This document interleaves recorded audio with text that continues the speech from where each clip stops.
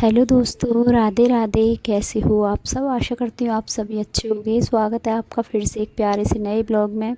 सुबह की शुरुआत हो चुकी है चाय के साथ। तो यहाँ बन रही है चाय और एक तरफ बन चुके हैं ओट्स उज्जवल के लिए। स्कूल जाएगा तो उसके लिए मैंने ओट्स बना दिए थे। आज तबीयत थोड़ी ठीक नहीं है तो उसके लिए मैंने ओट्स बना दिए।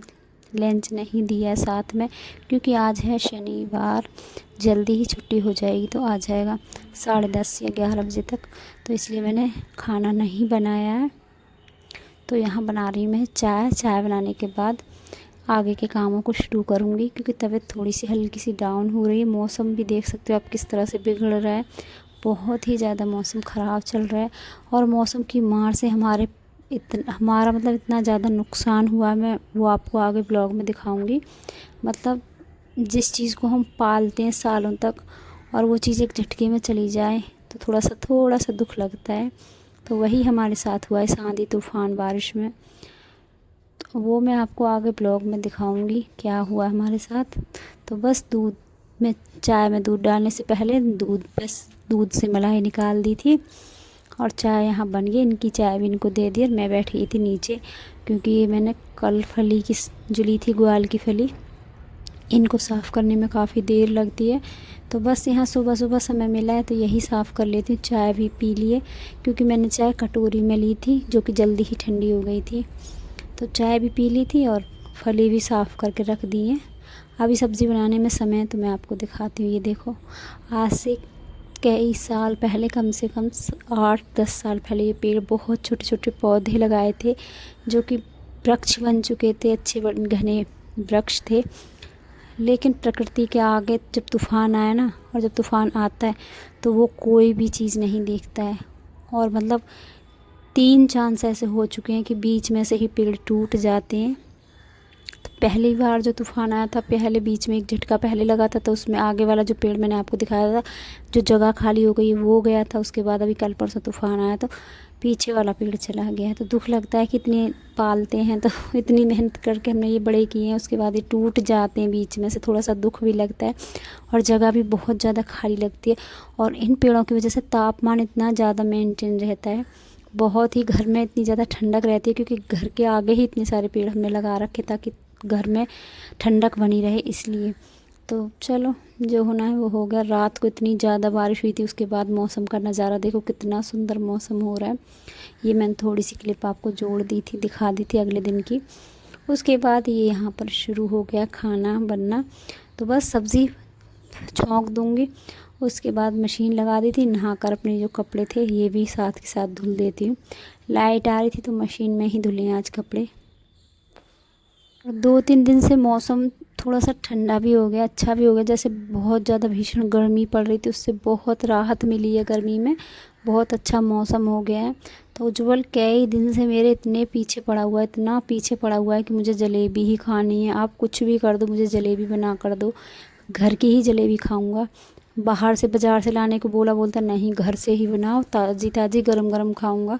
तो बस यहाँ आज मैंने तैयारी कर ली है जलेबी बनाने की क्योंकि मैं ये चीज़ें बनाती रहती हूँ लेकिन कैमरे के पीछे बनाती हूँ, सामने कैमरे के नहीं बनाती हूँ।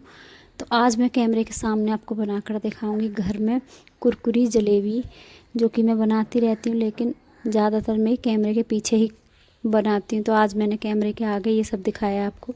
तो यहाँ चाशनी चढ़ा दी है। एक गिलास, छोटा वाला जो गिलास होता है उससे पानी डाल दिया और उसके बाद 4 चम्मच बड़े चीनी डाल दिए। तो यहाँ 1 तार की चाशनी बनकर तैयार हो रही है। 1 तार का मतलब बिल्कुल हल्की सी, बहुत हल्की सी चिपचिपी है, ना तो उसमें 1 तार खींचना चाहिए ना ही वो इतना पानी जैसा होना चाहिए। तो हल्की सी तार, गाढ़ी वाली जो हल्की चिपचिपी चाशनी होती है वो बनकर तैयार हो गई है। और यहाँ तैयारी कर ली है मैंने मैदे की। तो मैदे का 1 पैकेट मंगाया था तो मैदा ले लिया है। बहुत ही थोड़ा, नाप तोल तो नहीं किए, बस थोड़ी ही, बस मन रखने के लिए बच्चों का बना रही हूँ तो थोड़ा ही मैदा लिया है मैंने। और इसको तब तक फेंटूँगी तब तक इसकी सारी गुठलियाँ ना मर जाए, मतलब गुठली ना होनी चाहिए इसमें, मेहंदी में गुठली ना पड़नी चाहिए। तब तक मैं इसको लगातार मेहंदी को चलाऊँगी।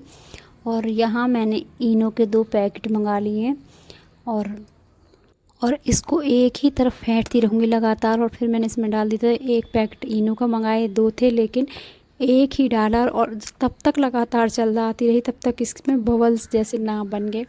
और कम से कम 5 मिनट लगातार चलाने के बाद एक ले लिया था साफ़ रुमाल। और ये रुमाल थोड़ा सा इसमें छेद जैसा था, तो बहुत ही हल्का सा और कट कर लिया है। और यहाँ रुमाल से ही मैंने यहाँ पर जलेबियाँ बनानी शुरू कर दी हैं, क्योंकि या तो हो तेल का पैकेट, रिफाइंड तेल का पैकेट हो, या फिर कीप आती है जलेबी बनाने वाली वो, या फिर कोई सूती साफ़ कपड़ा। तो मेरे पास सूती साफ़ रुमाल था, तो इसी से मैंने यहाँ पर जलेबी बना ली है। और दोनों ही मेरे आसपास खड़े हुए इंतज़ार कर रहे हैं कब बने और कब खाएं।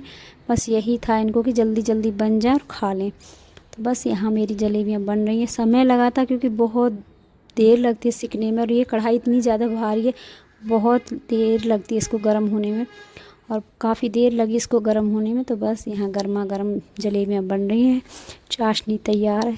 और जैसे ही मेरी जलेबी बनेगी सबसे पहले भोग लगेगा लड्डू गोपाल को और पक्षियों को, क्योंकि मैं पक्षियों को दाना, खाना, पानी कुछ भी घर में बनता है पहला भोग उनको ही लगाती हूँ।